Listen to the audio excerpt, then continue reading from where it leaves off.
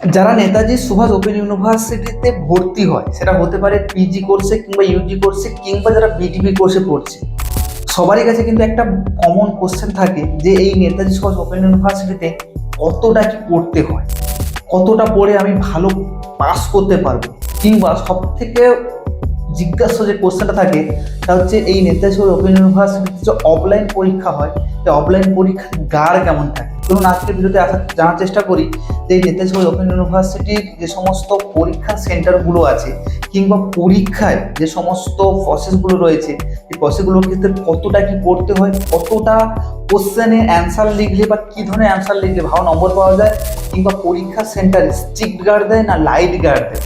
আসলে এই ভিডিওতে কিন্তু সম্পূর্ণভাবে ডিটেলসে আলোচনা করি। আপনারা প্রথম থেকে ভিডিও শেষ পর্যন্ত দেখবেন। আশা করছি ভিডিওটা দেখার পর আপনাদের মনের মধ্যে এই গার্ড সংক্রান্ত বিন্দু মাত্র কোনো ডাউট থাকবে না।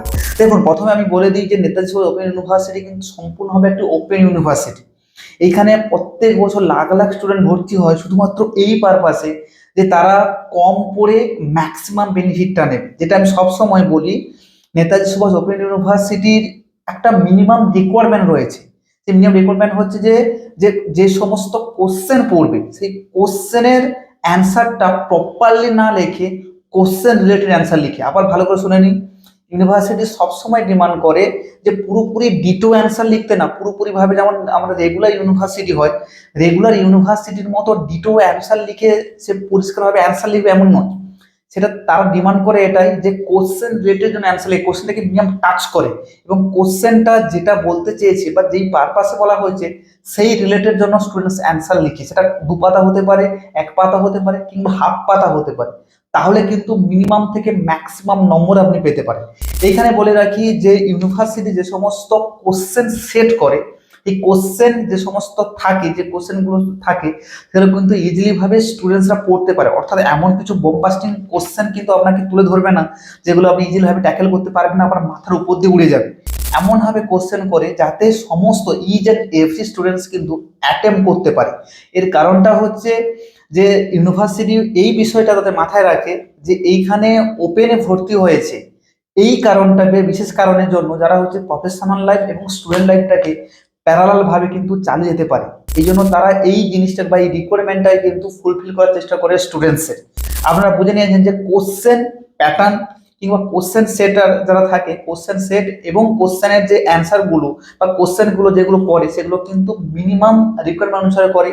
এমন ভাবে নয় কিন্তু খুব টাফ কোশ্চেন ওরা পিক করে, খুব ইজি টু মডারেট ফেজে কিন্তু কোশ্চেন পিক করে। আপনি কিন্তু ইজিলি ভাবে মিনিমাম যদি আপনার প্রিপারেশন থাকে, অর্থাৎ আপনার 10% প্রিপারেশন থাকে, 20% প্রিপারেশন থাকে, 50% প্রিপারেশন থাকে, 70% প্রিপারেশন থাকে, ইজিলি ভাবে কিন্তু অ্যাবাভ 60% নম্বর তুলে নিতে পারবেন।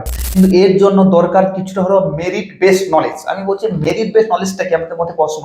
মেরিট বেসড নলেজটা হচ্ছে যে আপনাদের যে চ্যাপ্টারগুলো রয়েছে বা মডিউলগুলো রয়েছে, সেই মডিউলগুলোতে যে স্পেসিফিক বিষয়টাকে নিয়ে বা চ্যাপ্টারটাকে নিয়ে হাইলাইট করা হয়েছে, আপনাকে সবসময় ফোকাস রাখতে হবে ওই চ্যাপ্টারটার পুরোপুরিভাবে ওভারভিউ বা সামারি জানার জন্য।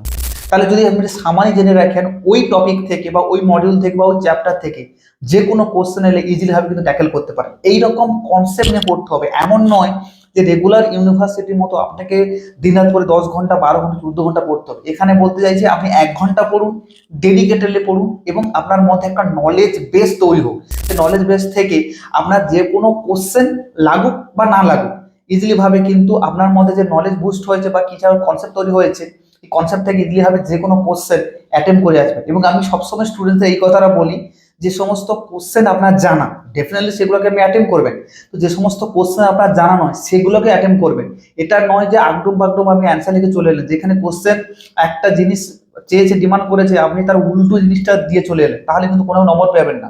আপনাকে কোশ্চেন রিলেটেড অ্যান্সার লিখতে হবে। এই জন্য নলেজ বেসটা তৈরি করাটা কিন্তু সব থেকে বড় দরকার। এই জন্য বলতে চাইছি যে এই ধরুন ইউজি কিংবা পিজির যে পরীক্ষা হবে, আপনারা যদি এইরকম কনসেপ্ট নিয়ে পড়তে চাইছেন, তাহলে আমাদের স্ক্রিনের উপর দেখুন নম্বর দেওয়া হচ্ছে। আমরা কিন্তু এই বিষয়ের উপর ফোকাস দিই যাতে যে সমস্ত স্টুডেন্টরা প্রফেশনাল লাইফ এবং স্টুডেন্ট লাইফ দুটো প্যারালাল ভাবে চালিয়ে যাচ্ছে তাদের ক্ষেত্রে কিছুটা হলেও ইজি হয়। আমরা চাইছি যে আমাদের যে কনসেপ্টটা থাকছে মিনিমাম স্টাডি ম্যাক্সিমাম নম্বর, এই জিনিসটা বা এই কনসেপ্টটা নিয়ে কিন্তু আমরা কোশ্চেন অ্যান্সার রেডি করি। তাই আপনারা যদি এইরকম কনসেপ্ট তৈরি করতে চাইছেন বা কম পড়ে ভালো একটা স্কোর করতে চাইছেন, তাহলে অবশ্যই আপনাদের ক্ষেত্রে সব থেকে বেটার অপশন হবে ইউডিসির একাডেমি।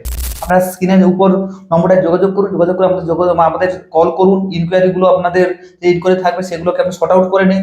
আমরা বলতে চাইছি যে নোটসগুলো আমরা দেবো বা যে আপনাকে গাইড দেবো পুরোপুরি 100% আপনার এক্সাম রিলেটেড এবং অ্যাসাইনমেন্ট রিলেটেড থাকবে। সেগুলো কিন্তু ইজিলি ভাবে আপনার নম্বরটা অনেকটা বেশি বুস্ট করবে এবং ইজিলি ভাবে যেটা আপনার ইউজির ক্ষেত্রে, পিজির ক্ষেত্রে বা বিডিপির ক্ষেত্রে ইজিলি ভাবে একটা কিন্তু ভালো মার্কস নিয়ে পাস করে দিতে পারবে। এইখানে সেকেন্ড যে কোশ্চেনটা হচ্ছে যে এক্সাম সেন্টারে গার্ড কেমন থাকে, এটা কিন্তু মোস্টলি ভাইটাল। বিশেষ করে যারা নেতাজি সুভাষ ওপেন ইউনিভার্সিটিতে প্রথমবার পরীক্ষা দিচ্ছেন, বিশেষ করে যারা ইউজি কোর্সে পরীক্ষা দিয়েছে, তাদের আর প্রিভিয়াস নলেজ রয়েছে, তাদের ক্ষেত্রে কোনো সমস্যা নেই। কিন্তু নতুনবার যারা পরীক্ষা দেবে তাদের মধ্যে একটা কমন কোশ্চেন হচ্ছে গার্ড কেমন থাকে। এইখানে আমি যে অ্যান্সারটা দেবো একটু মনোযোগ সহকারে শুনবেন। দেখুন, গার্ডটা কিন্তু 3 ধরনের থাকে। একটা হচ্ছে প্রথমে ইজি থাকে, তারপরে হচ্ছে মডারেট ফেজে থাকে, তারপর টাফ থাকে। এটা কিন্তু অনেকটার ক্ষেত্রে। আবার অনেক জায়গায় রয়েছে প্রথমে আপনাকে টাফ গার্ড দিল, তারপরে মডারেট ফেজে গার্ড দিল, তারপরে কিন্তু কিছুটা হলো ইজি গার্ড দেয়। আবার কোনো কোনো আমাদের কলেজ রয়েছে বা স্টাডি সেন্টার রয়েছে, সেখানে কিন্তু পুরোপুরিভাবে শুরু থেকে শেষ পর্যন্ত, অর্থাৎ আপনার স্টার্টিং পয়েন্ট থেকে এন্ডিং পর্যন্ত পুরোপুরিভাবে কিন্তু স্ট্রিক্ট গার্ড দেয়।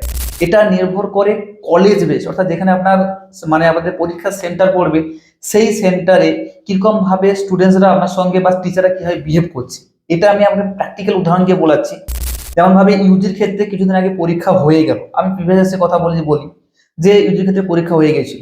কিছু কিছু মানে আপনাদের সেন্টার পড়েছিল, যেমন চন্দ্রকোনাতে সেন্টার পড়েছিল। সেখানে দেখা যাচ্ছে প্রথম দুদিন যে পরীক্ষা হয়েছিল স্টুডেন্টরা কিন্তু পোলাইটলি ভাবে টিচারের সঙ্গে বিহেভ করেছে, কিন্তু তারপরে থার্ড দিন থেকে স্টুডেন্টসরা টিচারের সঙ্গে কিন্তু একটু মিসবিহেভ করা শুরু করলো। অর্থাৎ প্রথম দিকে স্টুডেন্টসরা কিছু কিছু হলেও মানে একটু মানে আনফেয়ার জিনিসগুলো মানে করতে শুরু করেছিল, টিচাররা কিন্তু দেখে অ্যাভয়েড করে যাচ্ছিল।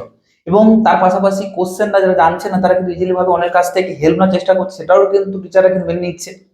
কিন্তু যখন দেখা যাচ্ছে যে আউট অফ কন্ট্রোল হয়ে যাচ্ছে, পুরো রুমটার মধ্যে বা এক্সাম সেন্টারের মধ্যে একটা ক্যাওয়াস তৈরি হয়েছে, তখন কিন্তু টিচাররা তাদের থামানোর জন্য বারবার ওয়ার্নিং দিচ্ছে। কিন্তু ওয়ার্নিং দেওয়া সত্ত্বেও অনেক স্টুডেন্টস রয়েছে তাদের সঙ্গে কিন্তু মিসবিহেভ করা শুরু করেছে, তাদের সঙ্গে বকাবি করেছে, তিরস্কার করেছে, অ্যাবিউজিং করেছে, খারাপ ভাষায় কিছু কথা বলেছে এবং তাদেরকে ধমকানিও দিয়েছে।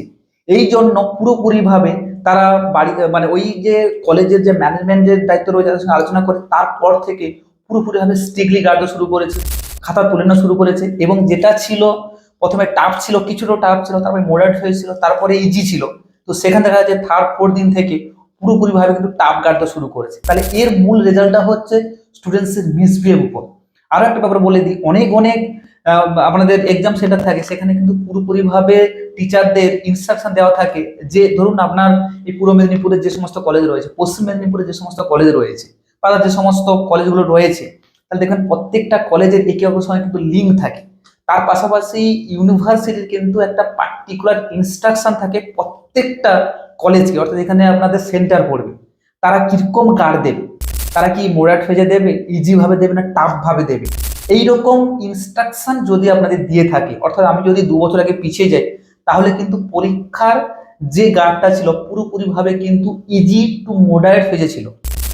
কিন্তু এই যে লাস্টেটা দেখা যাচ্ছে যে সেখানে কিন্তু প্রথম দিকে কিছুটা হলো ইজি ফেজে থাকার পরও শেষের দিকে কিন্তু পুরোপুরিভাবে টাফ পজিশনে চলে যাচ্ছে। এর কারণটা হচ্ছে স্টুডেন্টদের মিসবিহেভ, টিচারের সঙ্গে তাদের ডিবেট, এই সকল জন্য কিন্তু পুরোপুরিভাবে ইউনিভার্সিটির কাছে তারা কোনোভাবে আলোচনা করেছে এবং পুরো জিনিসটা ঘেটে কিন্তু হয়ে গেছে।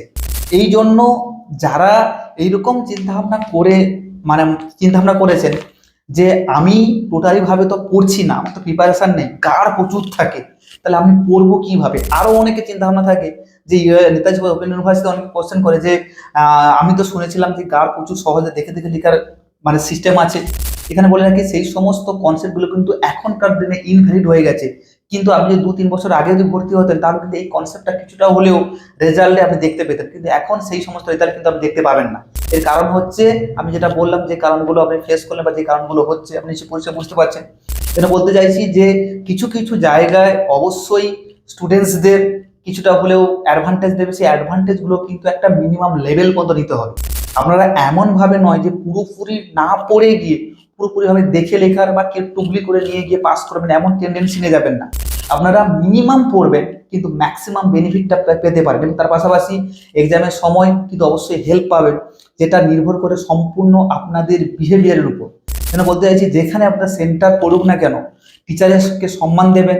যদি আপনার হয়, যদি স্ট্রিক্ট গার্ড দেয়, টিচারের সঙ্গে একটু পোলাইটভাবে কথা বলুন, স্যার আমরা তো ওপেন ইউনিভার্সিটিতে পড়ছি, আমরা পড়ার সময় পাই না, কাজ করছি, পড়ছি।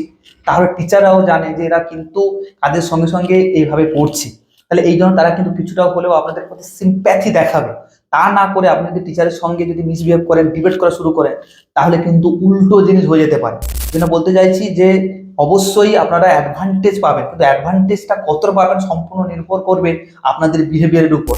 কলেজে, এবং দেখুন একটা কলেজে যখন মিসবিহেভ করা শুরু করে স্টুডেন্টরা, সেই খবরটা কিন্তু আদার যে সমস্ত স্টাডি সেন্টার রয়েছে বা কলেজ রয়েছে, এক্সাম সেন্টার রয়েছে, সেখানে কিন্তু পুরোপুরিভাবে চলে যায়। কারণ ইউনিভার্সিটির কাছে প্রত্যেকটা কলেজের কি ইনফরমেশন হচ্ছে, কিভাবে পরীক্ষা হচ্ছে, তার পাশাপাশি কিন্তু ওই ভিজিটিং কিছু কমিটি বা পার্সন থাকে, কিন্তু তারা কিন্তু এখানে এক্সপার্টরা তারা কিন্তু ভিজিট করতে আসে। এই জন্য দেখবেন বিগত বছরে প্রচুর পরিমাণে আরে সংখ্যাটা বেড়েছে। আরে মানে রিপোর্ট এগেনস্টেও খাতা তুলে নিয়েছে, তাদেরকে আরে করে দিয়েছে, তার পাশাপাশি মানে খাতা তুলে নিয়েছে, এইরকম পজিশন কিন্তু হয়েছে। এই জন্য বলতে চাইছি যে এইরকম চিন্তা ভাবনা করে যাবেন না যে আপনাদের পুরোপুরি দেখে লেখার ব্যবস্থা থাকবে কিংবা আপনাকে নোট করতে দিবে। এইরকম চিন্তা ভাবনা করে যান যে মিনিমাম পড়বেন, সেখানে কিন্তু কিছুটা হলেও আপনি নিজের নলেজ তৈরি করে বা নলেজ তৈরি হচ্ছে সেখান থেকে আপনি অ্যান্সার লিখতে পারবেন, তার পাশাপাশি অ্যাডভান্টেজ পাবেন এবং তার পাশাপাশি যারা ফ্রেন্ডসরা থাকবে তাদের কাছ থেকে হেল্প পাবেন। এই ওভারঅল দিক দিয়ে কিন্তু আপনার পরীক্ষাটা ভালো হবে। আর যদি আপনি পুরোপুরিভাবে ডেডিকেটেডলি পড়াশোনা করে থাকেন, তাহলে তো এই সমস্ত জিনিসগুলো আপনার কাছে কোনোভাবেই ফ্যাক্টর হিসেবে কাজ করবেন না। আপনি কোশ্চেন দেখবেন, ইজিভাবে নামিয়ে দেবেন। এইরকম জিনিসগুলো কনসেপ্ট তৈরি করে বা এই সমস্ত জিনিসগুলো জেনে যান, দেখবেন পরীক্ষা ভালো হবে। আদারওয়াইজ যদি অন্য ব্যক্তির কথা বানা শুনে যদি আপনি ভুল ভ্রান্তি বা কিছু রাহুল ভ্রান্তির শিকার হয়ে যান, তাহলে কিন্তু বিগ প্রবলেম ফেসার সম্ভাবনা থাকে। এগুলো বলতে চাইছি পরীক্ষা ভালো হোক, তাদের নোটস দরকার আছে, আপনাদের স্ক্রিনের উপর নম্বর দেওয়া আছে, যোগাযোগ করুন। আমরা লাস্ট মিনিট সাজেশন দিচ্ছি ইজিলি ভাবে, যে কনসেপ্টটা বললাম কনসেপ্ট বিল্ড। আমাদের যে কনসেপ্টটা হচ্ছে মিনিমাম স্টাডি ম্যাক্সিমাম বেনিফিট। এই যদি চাইছেন অবশ্যই যোগাযোগ করুন। আমরা কিন্তু এই কদিন পরেও কিন্তু একটা ভালো রেজাল্ট করার সম্ভাবনা পসিবিলিটি থাকে। দেখা হচ্ছে পরের ভিডিও। ভালো থাকে এবং সবার পরীক্ষা ভালো হোক, সবাই ভালো করে পড়ুন। এই হচ্ছে মূল আলোচ্য বিষয় আজকে।